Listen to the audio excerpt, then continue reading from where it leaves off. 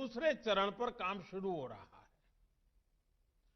Ahmedabad metro rail project में अब Motera stadium से महात्मा मंदिर तक एक कॉरिडोर बनेगा और दूसरे कॉरिडोर से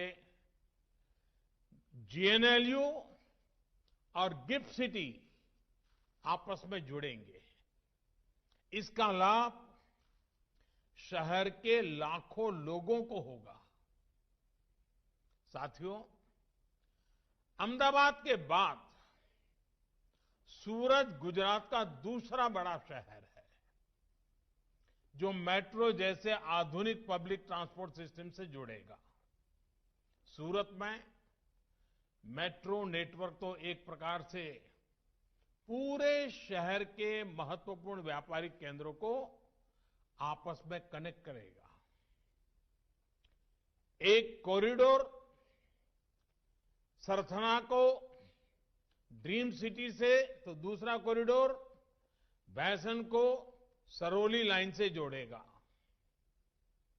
मेट्रो के इन प्रोजेक्ट की सबसे बड़ी खासियत यह है कि ये आने वाले वर्षों की जरूरतों का आकलन करते हुए भी बनाए जा रहे हैं।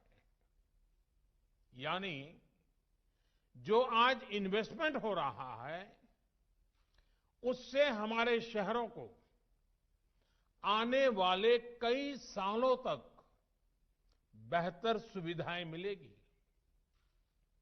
भाइयों और बहनों, पहले की सरकारों की जो अप्रोच थी, हमारी सरकार कैसे काम कर रही है, इसका बेहतरीन उदाहरण क्या फर्क था, ये बहुत भली भांति देश में मेट्रो नेटवर्क का विस्तार से पता चलता है। 2014 से पहले के 10-12 साल में सिर्फ 225 किलोमीटर मेट्रो लाइन ऑपरेशनल हुई थी। वहीं बीते 6 साल में 450 किलोमीटर से ज्यादा मेट्रो नेटवर्क चालू हो चुका है। इस समय देश के 27 शहरों में 1000 किलोमीटर से ज्यादा के नए मेट्रो नेटवर्क पर काम चल रहा है। साथियों, एक समय था जब हमारे देश में मेट्रो के निर्माण को लेकर कोई आधुनिक सोच नहीं थी। देश की कोई मेट्रो पॉलिसी भी नहीं थी। नतीजा ये हुआ कि अलग अलग शहरों में अलग अलग तरह की मेट्रो, अलग अलग तकनीक और व्यवस्था वाली मेट्रो बनने लगी। दूसरी दिक्कत ये थी कि शहर के बाकी ट्रांसपोर्ट सिस्टम का मेट्रो के साथ कोई तालमेल ही नहीं था। आज हम शहरों के ट्रांसपोर्टेशन को एक इंटीग्रेटेड सिस्टम के तौर पर विकसित कर रहे हैं। यानी बस, मेट्रो, रेल सब अपने अपने हिसाब से नहीं दौड़े, बल्कि एक सामूहिक व्यवस्था के तौर पर काम करें, एक दूसरे को पूरक बने।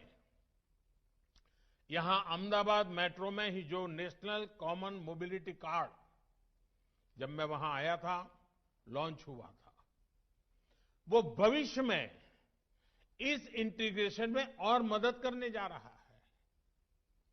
साथियों, हमारे शहरों की आज की क्या जरूरत है और आने वाले 10-12 सालों में क्या जरूरत होगी, इस विजन को लेकर हमने काम शुरू किया। अब जैसे सूरत और गांधीनगर को ही ले लीजिए।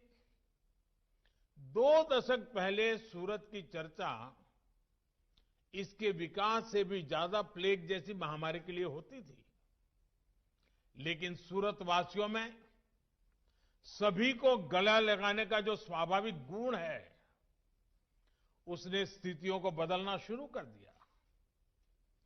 हमने हर उद्यम को गले लगाने वाली सूरत स्पिरिट, ये सूरत स्पिरिट पे बल दिया आज सूरत आबादी के लिहाज से एक तरफ देश का 8वां बड़ा शहर है, लेकिन दुनिया का चौथा सबसे तेजी से विकसित होता शहर भी है। दुनिया के हर 10 हीरो में से 9 सूरत में तरासे जाते हैं। आज देश में कुल मैन मेड फैब्रिक का 40% और मैन मेड फाइबर का करीब 30% प्रोडक्शन हमारे सूरत में होता है। आज सूरत देश का दूसरा सबसे स्वच्छ शहर है। भाइयों और बहनों, ये सब कुछ एक बेहतर प्लानिंग और संपूर्णता की सोच के साथ संभव हो पाया है। पहले सूरत में करीब 20% आबादी झुग्गियों में रहती थी। अब गरीबों को पक्के घर मिलने से ये घट करके 6% रह गई है। शहर को भीड़भाड़ से मुक्त करने के लिए बेहतर ट्रैफिक मैनेजमेंट से लेकर अनेक दूसरे कदम उठाए।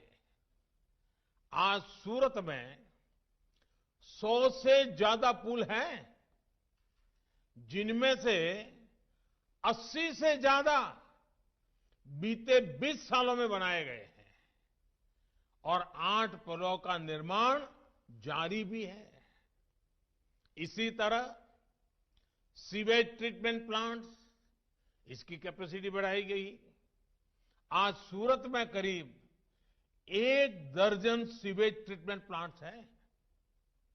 सीवेज ट्रीटमेंट से ही सूरत को आज करीब 100 करोड़ रुपए की आय प्राप्त हो रही है। बीते सालों में सूरत में बेहतरीन आधुनिक अस्पतालों का निर्माण किया गया। इन सभी प्रयासों से सूरत में ईज ऑफ लिविंग बेहतर हुई। आज हम देखते हैं कि सूरत एक भारत श्रेष्ठ भारत का कितना बेहतर उदाहरण है। यहां में पूर्वांचल, ओडिशा, झारखंड, पश्चिम बंगाल, नॉर्थ ईस्ट, देश के कोने कोने से अपना भाग्य चमकाने के लिए आए हुए लोग, हमारे उद्यमी लोग, शिस्त और समर्पण के साथ लगे हुए लोग, एक प्रकार से जीता जागता सपनों से भरा हुआ लघु भारत सूरत की धरती पर पनपा है।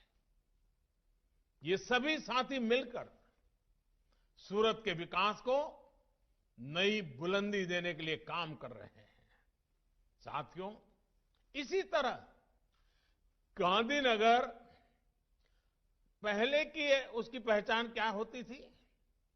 ये शहर सरकारी नौकरी करने वालों का, रिटायर्ड लोगों का एक प्रकार से ढीला ढाला सुस्त ऐसा एक क्षेत्र बन गया था। उसको शहर ही नहीं कह सकते। लेकिन पिछले कुछ सालों में हमने गांधीनगर की इस छवि को तेजी से बदलते हुए देखा है। अब जहां कहीं भी जाएंगे, गांधीनगर में आपको युवा दिखेंगे, नौजवान दिखेंगे, सपनों का अंबार दिखेगा। आज गांधीनगर की पहचान है IIT Gandhinagar, Gujarat national law university, national forensic science university, Raksha Shakti university, NIFT.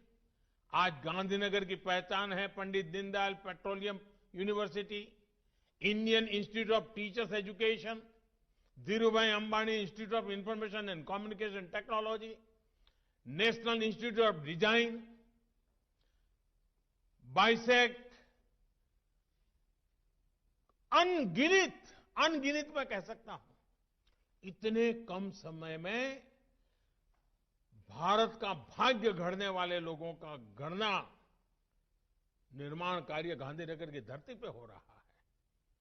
इन संस्थानों से केवल शिक्षा के क्षेत्र में परिवर्तन नहीं आया, बल्कि इन संस्थानों के साथ साथ कंपनियों के कैंपस भी यहां आना शुरू हुए। गांधीनगर में युवाओं के लिए रोजगार के अवसर बढ़े। इसी तरह गांधीनगर में महात्मा मंदिर कॉन्फ्रेंस टूरिज्म को भी बढ़ा रहा है। अब प्रोफेशनल्स, डिप्लोमेट्स, थिंकर्स और लीडर्स यहां आते हैं, कॉन्फ्रेंस करते हैं। इससे शहर को एक नई पहचान भी मिली है और एक नई दिशा भी मिली है। आज गांधीनगर के शिक्षा संस्थानों, आधुनिक रेलवे स्टेशन, गिफ्ट सिटी, ऐसे प्रोजेक्ट्स, इंफ्रा के अनेक आधुनिक प्रोजेक्ट्स, इसने गांधीनगर को जीवंत कर दिया है, एक प्रकार से स्वप्निल शहर बना दिया है। साथियों, गांधीनगर के साथ ही अहमदाबाद में ही ऐसी अनेकों परियोजनाएं हैं जो आज शहर की पहचान बन चुकी है। साबरमती रिवर फ्रंट हो, कांकरिया लेक फ्रंट हो, वाटर एरोड्राम हो, बस रैपिड ट्रांजिट सिस्टम हो, मोटेरा में विश्व का सबसे बड़ा स्टेडियम हो, सरखेज का 6 लेन गांधीनगर हाईवे हो, अनेक प्रोजेक्ट्स बीते वर्षों में बने हैं। एक प्रकार से अहमदाबाद की पौराणिकता को बनाए रखते हुए शहर की आधुनिकता का आवरण पहनाया जा रहा है। अहमदाबाद को भारत का पहला वर्ल्ड हेरिटेज सिटी घोषित किया गया है। अब अहमदाबाद के पास धौलेरा में नया एयरपोर्ट भी बनने वाला है। इस एयरपोर्ट को अहमदाबाद से कनेक्ट करने के लिए अहमदाबाद धौलेरा मोनोरेल को भी हाल में स्वीकृति दी जा चुकी है। इसी तरह अहमदाबाद और सूरत को देश की आर्थिक राजधानी मुंबई से जोड़ने वाली बुलेट ट्रेन पर भी काम की प्रगति पर है। साथियों, गुजरात के शहरों के साथ साथ ग्रामीण विकास में भी बीते सालों में अभूतपूर्व विकास हुआ है। विशेष रूप से गांवों में सड़क, बिजली, पानी की स्थिति में कैसे बीते 2 दशकों में सुधार आया है, वो गुजरात की विकास यात्रा का बहुत अहम अध्याय है। आज गुजरात के हर गांव में ऑल वेदर रोड कनेक्टिविटी है। जनजातीय क्षेत्रों के गांवों में भी बेहतर सड़कें हैं। साथियों, हम में से अधिकांश ने वो दौर देखा है जब गुजरात के गांवों तक ट्रेन और टैंकरों से पानी पहुंचाना पड़ता था।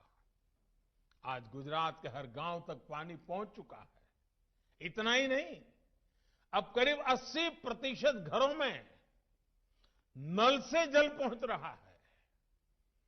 जल जीवन मिशन के तहत राज्य में 10 लाख नए पानी के कनेक्शन दिए गए हैं। बहुत जल्द गुजरात के हर घर तक नल से जल पहुंचने वाला है। साथियों, सिर्फ पीने का पानी ही नहीं, बल्कि सिंचाई के लिए भी आज गुजरात के उन क्षेत्रों तक पानी पहुंचा है जहां कभी सिंचाई की सुविधा असंभव मानी जाती थी। सपने में भी कोई सोचता नहीं था। सरदार सरोवर डैम हो, सौनी योजना हो, वाटर ग्रिड्स का नेटवर्क हो, गुजरात के सूखाग्रस्त क्षेत्रों को हरित करने के लिए बहुत व्यापक काम किया गया है।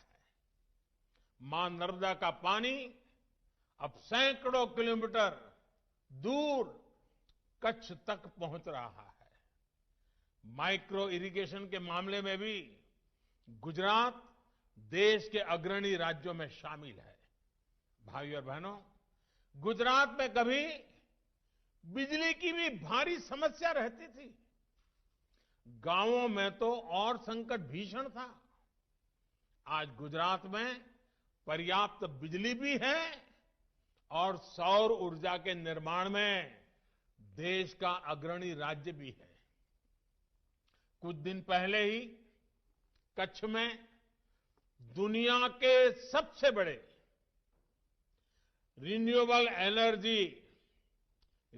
एनर्जी के प्लांट के लिए काम शुरू हुआ है, जिसमें सोलार भी है, विंड भी है। आज किसानों तक सर्वोच्च योजना के तहत सिंचाई के लिए अलग से बिजली देने वाला गुजरात पहला राज्य बन रहा है। आरोग्य के क्षेत्र में गुजरात ने गांव-गांव में स्वास्थ्य सेवाओं को निरंतर सशक्त किया है। बीते 6 सालों में देश में स्वास्थ्य सेवा से जुड़ी योजनाएं शुरू हुई है, उनका भी लाभ गुजरात को बहुत व्यापक रूप से मिल रहा है। आयुष्मान भारत योजना के तहत गुजरात के 21 लाख लोगों को मुफ्त इलाज मिला है। सस्ती दवाइयां देने वाले 525 से ज्यादा जन औषधि केंद्र आज गुजरात में कार्यरत है। इसमें से लगभग 100 करोड़ रुपए की बचत गुजरात के सामान्य परिवार, खास करके मध्यम वर्ग, निम्न मध्यम वर्ग के परिवार, अगर उनके घर में बीमारी है तो सिर्फ इसके कारण 100 करोड़ रुपए जैसी रकम उनके जेब में बची है। ग्रामीण गरीबों को सस्ते घर दिलवाने में भी गुजरात तेजी से आगे बढ़ रहा है। पीएम आवास योजना ग्रामीण के तहत गुजरात के गांवों में 2.5 लाख से ज्यादा घर बनाए गए हैं। इसी तरह स्वच्छ भारत मिशन के तहत गुजरात के गांवों में 35 लाख से ज्यादा शौचालय का निर्माण हुआ है। गुजरात के गांवों के विकास के लिए कितनी तेजी से काम हो रहा है, इसका एक और उदाहरण है डिजिटल सेवा सेतु। इसके माध्यम से राशन कार्ड, जमीन से जुड़े कागज, पेंशन स्कीम, कई अन्य तरह के सर्टिफिकेट, ऐसी अनेक सेवाएं गांव के लोगों तक पहुंचाई जा रही हैं। ये सेतु पिछले साल अक्टूबर में ही लॉन्च किया गया था, यानी 4-5 महीने पहले, और मुझे बताया गया है कि जल्दी ही ये डिजिटल सेतु 8,000 गांवों तक पहुंचने वाला है। इसके माध्यम से 50 से अधिक सरकारी सेवाएं गांवों के लोगों को तक सीधी पहुंचेगी। मैं इस कार्य के लिए गुजरात सरकार की पूरी टीम को बहुत बहुत बधाई देता हूं। साथियों, आज भारत आत्मविश्वास के साथ फैसले ले रहा है, उन पर तेजी से अमल भी कर रहा है। आज भारत सिर्फ बड़ा ही नहीं कर रहा है, आज भारत बेहतर भी कर रहा है। आज दुनिया की सबसे बड़ी प्रतिमा भारत में है।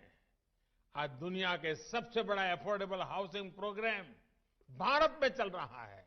आज दुनिया का सबसे बड़ा हेल्थ केयर एश्योरेंस प्रोग्राम भी भारत में चल रहा है। 6 लाख गांवों को तेज इंटरनेट से जोड़ने का विराट काम भी भारत में ही हो रहा है। और परसों ही कोरोना संक्रमण के विरुद्ध दुनिया का सबसे बड़ा टीकाकरण अभियान भी भारत में ही शुरू हुआ है। यहां गुजरात में ही बीते दिनों 2 ऐसे काम पूरे हुए जिनका मैं विशेष तौर पर जिक्र करना चाहता हूं।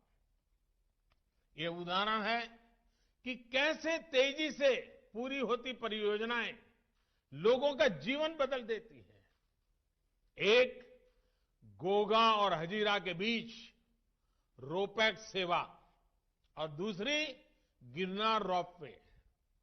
साथियों, पिछले साल नवंबर में यानी 4 महीने पहले गोगा और हजीरा के बीच से ये रोपैक्स सेवा शुरू होने से सौराष्ट्र और दक्षिण गुजरात दोनों ही क्षेत्रों के लोगों का वर्षों का इंतजार समाप्त हुआ है और वहां के लोगों को इसका बहुत लाभ हो रहा है।